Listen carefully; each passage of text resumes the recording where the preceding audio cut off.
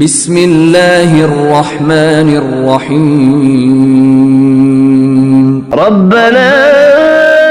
آمنا فاكتبنا مع الشاهدين ربنا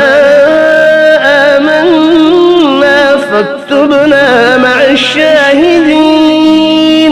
ربنا آمنا فاكتبنا مع الشاهدين